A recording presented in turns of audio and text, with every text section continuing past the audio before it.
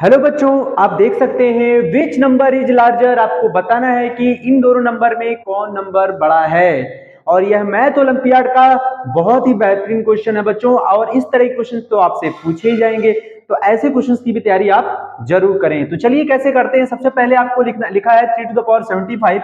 इसको आपको क्या लिखना है, इसको आपको लिखना पड़ेगा 3 टू द पावर 3 इंटू 25। क्या लिखेंगे, 3 टू द पावर 3 इंटू 25।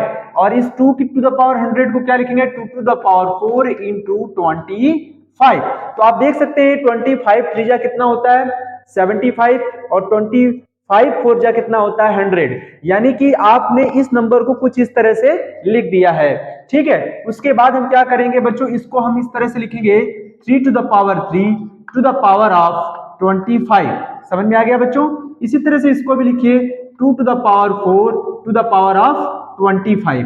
अब आप कहेंगे ये कैसे हो सकता है, तो बच्चों मैं आपको एक रूल बता दूं कि a to the power m into n अगर लिखा है तो आप इसको ऐसे लिख सकते हैं a to the power m to the power of n। ये इसका रूल होता है बच्चों, ध्यान से समझ लीजिएगा। ठीक है, इसको इस तरह से ये रूल पर हमने इसको लगाया है। तो 3 टू द पावर 3 कितना होता है बच्चों, 27। कितना होता है 27 टू द पावर ऑफ 25। अब 2 टू द पावर कितना होता है बच्चों 16। 2 टू द पावर 4 कितना होता है 16 टू द पावर ऑफ 25। अब देख सकते हैं बच्चों दोनों ही बेस अलग अलग है, लेकिन उनके पावर क्या है, सेम है। दोनों के बेस क्या है, डिफरेंट है, बट पावर सेम है। तो आप नंबर बता सकते हैं कि कौन इसमें बड़ा है। तो देख सकते हैं पावर अगर सेम है तो पावर से हमें कोई मतलब नहीं। अब उसके बेस से मतलब है, तो 27 इज ग्रेटर देन 16।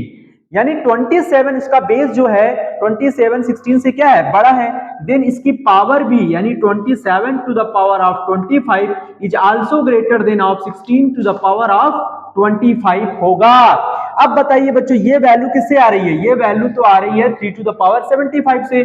तो हम यहां लिखेंगे 3 to the power 75 is greater than of 16 to the power 25। किससे आ रहा है बच्चों, आप देख सकते हैं 2 टू द पावर 100 से आ रहा है। तो यानी हम यहाँ पे क्या लिखेंगे 2 टू द पावर 100। तो ये नंबर इससे क्या है, बड़ा है। तो ये सवाल आपको इस तरह से लगाना चाहिए। ठीक है, थैंक यू।